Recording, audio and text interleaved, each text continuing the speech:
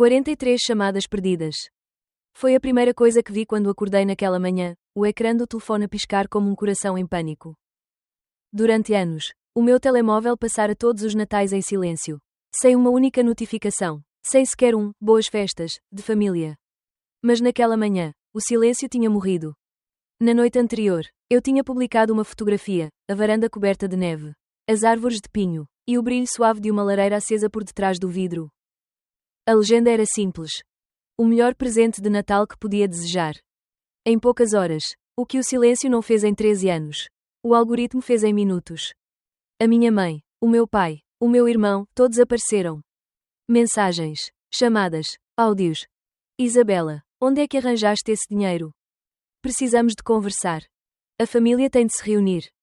Sorri, um sorriso pequeno, seco, que não chegou aos olhos. Não era surpresa, era o que eu esperava. Durante anos, tinham esquecido que eu existia. Mas bastou uma foto, uma casa, um pedaço de paz, para me tornarem de novo assunto de família.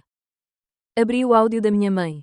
A voz dela soava como perfume caro, doce na superfície, tóxica por dentro. Filha, não faz sentido estar sozinha no Natal. Podíamos passar todos aí, sabes? Lucas e a Emily precisam de descanso. O bebê vem a caminho, seria lindo. O tom dela não pedia, ordenava. E eu fiquei ali, parada, com o telemóvel na mão, a ouvir a minha própria respiração misturar-se com o ruído do vento lá fora. Durante muito tempo, o silêncio tinha sido o meu castigo. Agora, era o meu escudo. Não lhes respondi. Limitei-me a olhar para aquelas 43 chamadas como quem observa um incêndio antigo reacender-se. Cada toque era uma memória. O jantar em que me deixaram sozinha à mesa. A prenda embrulhada que nunca abriram. As palavras, tens de ser grata, ditas como sentença.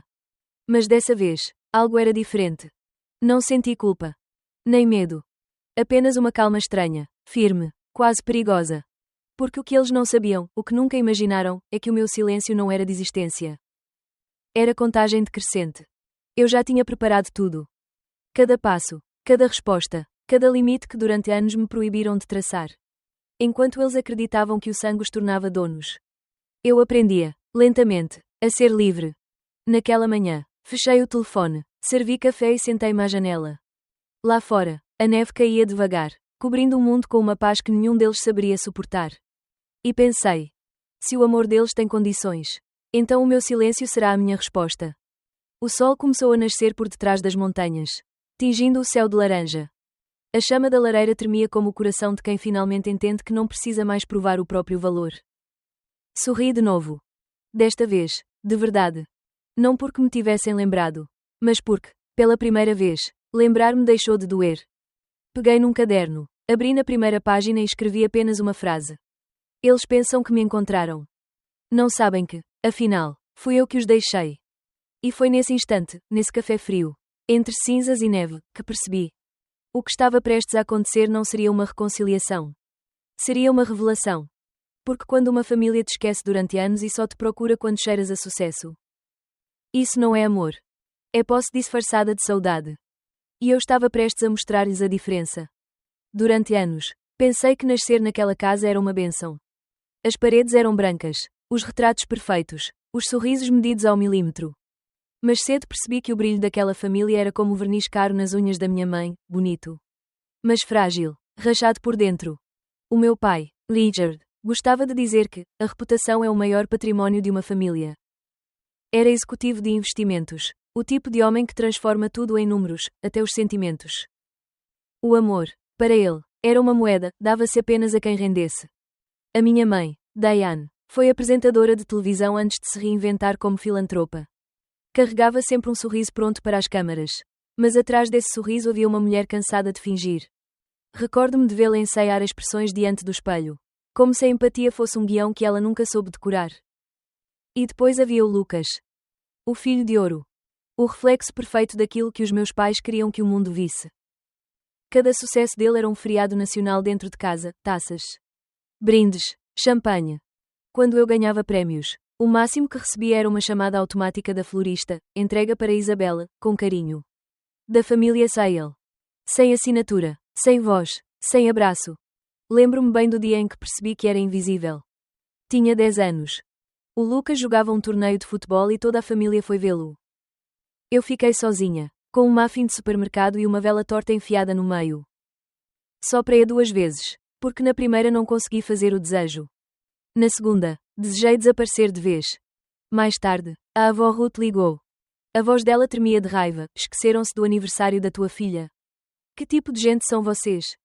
Foi a única vez que alguém se zangou por mim. Na altura, não entendi o peso daquela defesa. Hoje sei, foi o primeiro gesto de amor verdadeiro que recebi. A avó Ruth era o oposto de todos. Não se importava com aparências. Só com verdades pequenas, um bolo queimado. Uma carta escrita à mão. Um abraço fora de hora. Foi ela quem me ensinou a tocar piano. A dançar sem medo de tropeçar. A rir sem pedir desculpa. Quando se reformou e se mudou para 2 horas de distância, senti como se tivessem levado o último pedaço de casa que me restava. Depois disso, o silêncio instalou-se. Mas não era um silêncio vazio, era um muro. Um muro construído com anos de frases não ditas. Não sejas dramática. Devias aprender com o teu irmão. Não faças cenas. Cada palavra era um tijolo. E um dia, acordei do outro lado, invisível, mas livre do olhar que me diminuía. Comecei a construir-me sozinha. Livros, noites sem dormir, cafés frios, empregos mal pagos. E aos poucos, percebi que o que eles chamavam de rebeldia era apenas o som da minha identidade a nascer. Mas o preço da independência é alto. Vive-se entre 2 vozes, a da menina que ainda quer ser vista.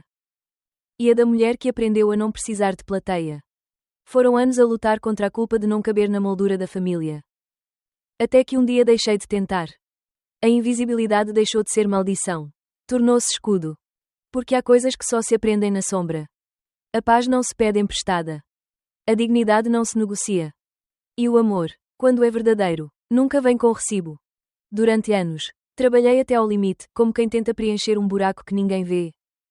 Horas extra, cafés frios, olhos cansados diante de ecrãs que pareciam sugar o tempo. Cada projeto era uma batalha silenciosa para provar, talvez a mim mesma, que eu valia mais do que o eco das vozes que me diziam, nunca serás suficiente. Quando o e-mail chegou, uma simples linha no assunto, bónus de fim de ano, $90.000, fiquei a olhar para o ecrã sem conseguir respirar. Não chorei. Não sorri. Só fiquei ali, imóvel, como se aquele número fosse um espelho onde finalmente me via inteira. Durante uns segundos, pensei em partilhar a notícia. Mas a quem? Os colegas diriam, parabéns, e voltariam ao trabalho. A minha família encontraria forma de transformar o meu sucesso em culpa. Lembrei-me do meu pai a dizer, o dinheiro muda as pessoas. E percebi, ele tinha razão. Mudava, sim. Mas não da forma que ele imaginava. Nessa noite, o apartamento parecia demasiado pequeno para a quantidade de pensamentos que me invadiam. Abri o portátil, não sei bem porquê, e comecei a percorrer anúncios de casas de montanha. Fotografias de madeira, vidro, neve. Paisagens que cheiravam a sossego. E foi então que a vi, uma cabana em Evergreen.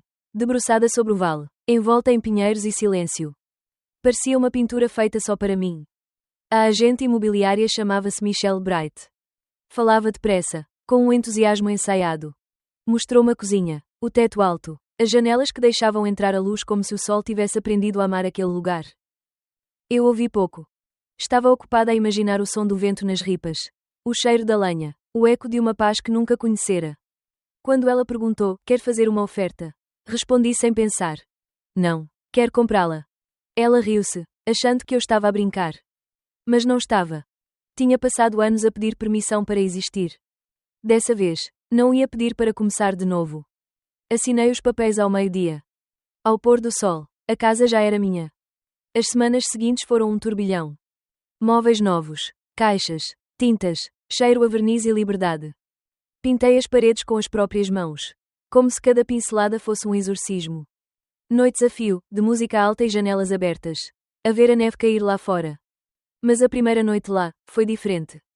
Não havia barulho de trânsito. Nem vozes, nem nada. Só o som do vento e o estalar da madeira no fogo.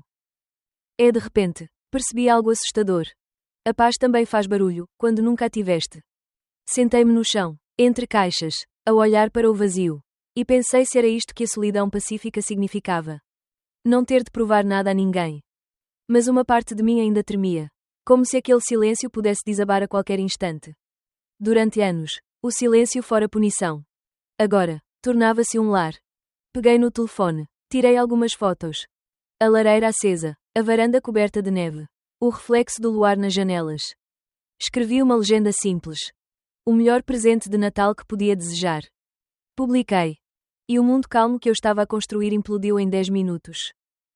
Notificações. Mensagens. Chamadas. Da família. Claro. Aqueles que não me ligavam há anos agora queriam marcar jantar. Falar com urgência. Celebrar juntos. O velho padrão regressava, o mesmo sorriso. A mesma apropriação. Mas eu já não era a mesma. Eles não sabiam. Aquela cabana não era uma fuga. Era o meu manifesto. Não comprei paz para partilhar. Comprei paz porque, pela primeira vez, sabia o que custava perdê-la. Enquanto as mensagens continuavam a piscar no ecrã, percebi o que viria a seguir. A convocatória. O jantar de Natal. O teatro da família perfeita. E a velha tentativa de tomarem aquilo que não construíram. Respirei fundo e, pela primeira vez, não senti medo. Senti preparação. Porque, às vezes, o destino não nos dá segundas oportunidades. Dá-nos palcos. E o meu, naquele ano, seria uma mesa de jantar. Onde eu deixaria de ser a filha invisível. E me tornaria a mulher que eles nunca souberam temer. O céu nessa noite parecia vidro partido, frio, translúcido, ameaçador. Conduzi todo o caminho até à casa dos meus pais com os dedos presos ao volante e o coração firme. Não porque não tivesse medo, mas porque sabia, certas guerras não se evitam. Apenas se enfrentam. A mansão estava igual a sempre. As luzes brancas nos varandins. A árvore gigante na sala.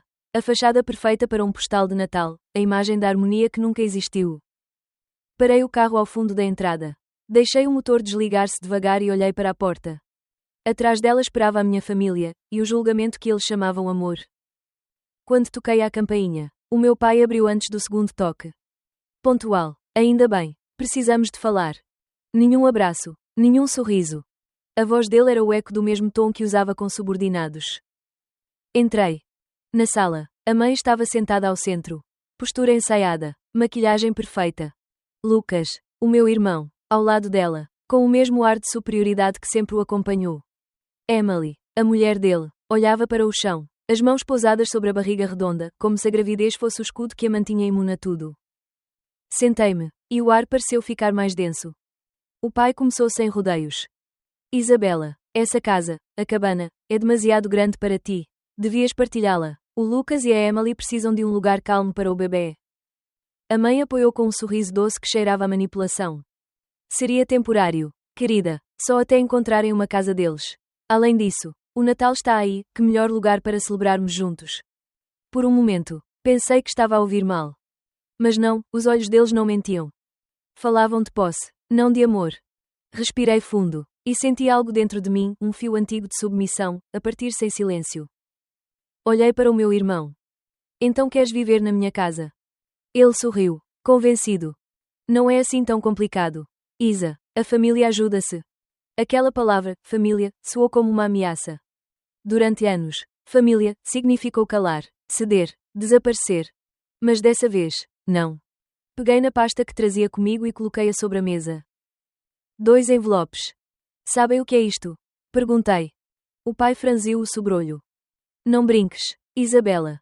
Não estou a brincar. Abri o primeiro envelope e espalhei os documentos, contrato, escritura, comprovativos, tudo em meu nome.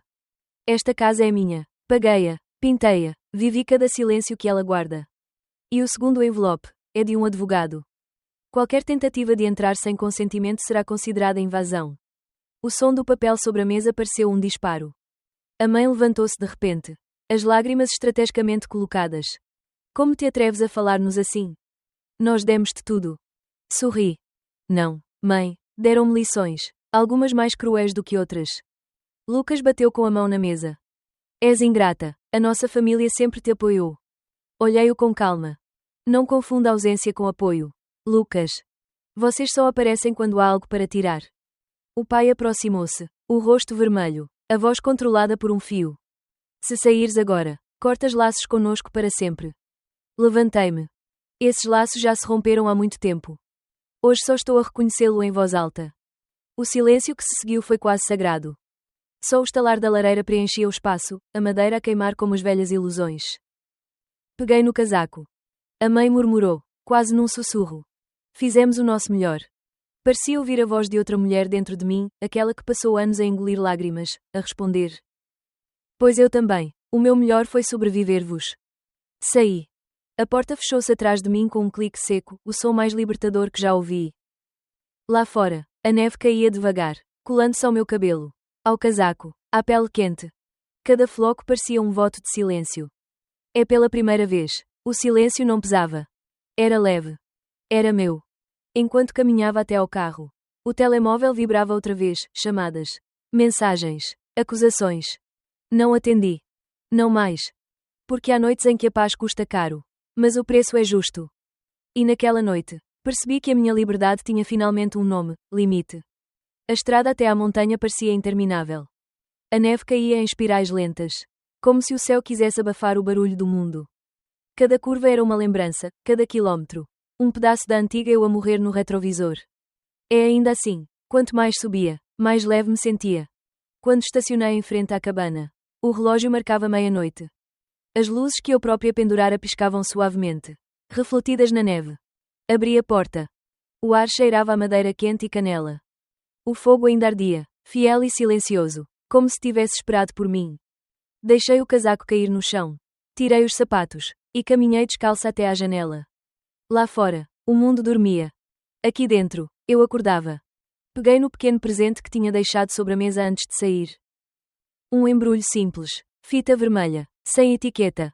Desatei o laço e encontrei um porta-chaves de prata. Gravadas nele, 3 palavras. A minha casa. Senti o nó na garganta apertar. Durante 30 anos, procurei esse sentimento, pertença. E afinal, não era um lugar. Era o momento em que deixas de pedir licença para existir. Abri uma garrafa de vinho. Servi um copo e sentei-me diante da lareira. O som do fogo misturava-se com o vento lá fora, um diálogo entre o mundo e o que restava de mim. O telemóvel vibrou sobre o balcão. Olhei o ecrã, 23 chamadas perdidas. Ri-me baixinho. Era quase poético, comecei com 43. Terminei com 23. O número era menor, mas o peso, nenhum. Peguei no telefone, virei-o com o ecrã para baixo e deixei-o em silêncio. Um silêncio conquistado. Na manhã seguinte, o sol entrou pelas janelas amplas e acordou a casa com luz dourada. A neve brilhava como se o mundo tivesse sido lavado de novo. É pela primeira vez em muitos anos. Acordei sem medo do som do dia. Pouco depois, ouvi passos na varanda. Abri a porta e encontrei rostos familiares, não os da velha casa, mas os da família que eu escolhera. Os meus primos, rindo, trazendo sacos de compras, bolos, garrafas de cidra. É no meio deles, a avó Ruth, com o seu casaco azul e o sorriso de sempre. Ela olhou para mim, sem dizer nada. Estendeu-me um abraço. Um daqueles que não curam tudo, mas lembram o que ainda está vivo. Estás diferente, murmurou. Estou livre, respondi. Ela sorriu. Então finalmente aprendeste o som da tua própria voz. Passámos o dia a cozinhar, a cantar, a jogar às cartas. A avó tocou piano, desafinada como sempre, e eu ri-me até às lágrimas. O som era imperfeito, e era lindo. Ao entardecer, saí sozinha para a varanda. O vale estendia-se lá embaixo, coberto por um manto branco. O vento fazia a neve dançar, e naquele silêncio imenso ouvi algo que há muito procurava. O eco de mim mesma. Durante anos, confundi solidão com vazio. Hoje percebo, a solidão é o preço da liberdade. E vale cada centavo. Fechei os olhos e deixei o frio tocar-me o rosto. A dor antiga ainda estava ali, mas já não queimava. Era apenas cicatriz, memória do que fui, e prova do que sobrevivi. Sorri. Porque, no fim, não precisei que me pedissem perdão. Precisava apenas de me perdoar por ter esperado tanto. A casa, a neve, o silêncio, tudo me dizia o mesmo. Às vezes, a paz não vem depois da tempestade. A paz é decidir sair dela. Naquela noite, sentei-me à beira da lareira enquanto a casa adormecia em volta. O fogo crepitava, lançando sombras nas paredes, como se cada chama quisesse contar um pedaço da minha história. O vinho no copo já estava frio, mas eu não me importei. Era a primeira vez que o silêncio não me assustava, e isso, para mim, era milagre. Pensei em tudo o que deixei para trás. Nas vozes que me ensinaram a confundir amor com obediência. Nas mãos que só me tocavam quando queriam moldar-me. Nos sorrisos que escondiam comparações disfarçadas de conselhos. Durante muito tempo, eu quis pertencer. Acreditei que se fosse suficientemente dócil, grata, discreta, um dia seria amada como Lucas. Mas o amor que exige desaparecimento não é amor, é contrato. E eu já tinha pago demais. Fechar a porta daquela casa foi mais do que um gesto. Foi um ato de sobrevivência. Durante anos, temi que escolher a paz significasse ficar sozinha. Agora sei, a paz é a única forma de não continuar a morrer devagar. A casa de montanha não é um refúgio de luxo. É um espelho. Cada parede branca reflete a mulher que passei anos a tentar construir em segredo. Cada janela larga é um lembrete de que o mundo é maior do que a culpa que me ensinaram. Há dias em que ainda me pergunto se fiz o certo. Se devia ter perdoado, tentado mais uma vez, voltado a sentar-me àquela mesa onde nunca houve lugar para mim. Mas depois lembro-me da frase que escrevi no caderno. Antes de tudo começar. Eles pensam que me perderam. Mas fui eu que me encontrei. E percebo que a pertença que eu procurava não estava neles, estava aqui. Nesta casa, neste corpo, nesta voz que já não pede desculpa por existir. O telefone continua lá, em cima da mesa. Parado, silencioso. De vez em quando, a luz acende com uma nova chamada. Mas já não corro para atender. Há um tempo em que precisamos de ser ouvidos. E outro em que aprendemos a não precisar de provar nada. Sinto falta de algumas coisas. Claro. Das pequenas ilusões. De acreditar que a família é sinônimo de amor. Mas também aprendi que às vezes, para curar, é preciso desaprender. Fechar a porta não foi rejeitar o passado. Foi honrar quem sobreviveu a ele. E é curioso. Quando escolhes a paz, o mundo chama-te fria. Mas o que eles não entendem é que o gelo não nasce do ódio, nasce da ferida que se recusou a sangrar para sempre. Olho novamente para o fogo. Ele queima devagar, mas constante. E penso que talvez seja isso o amor. Arder sem se destruir. Levanto-me, apago as luzes, e abro a janela. O ar frio entra, puro, cortante, vivo. Lá fora, o vale dorme. Cá dentro, o meu coração desperta. E deixo-vos esta pergunta. Quando o amor e a paz já não podem viver na mesma casa, qual deles deixas partir? Se alguma vez escolheste o silêncio para te salvares, conta-me nos comentários. Porque a tua história, mesmo que ninguém a veja, pode ser o eco que salva alguém. E lembra-te, fechar uma porta não é o fim de nada. É apenas o som da tua liberdade a começar. Amanhã o sol voltará a nascer. É pela primeira vez, não o verei como promessa, mas como confirmação. A paz também é um lugar, e esse lugar, finalmente, é meu.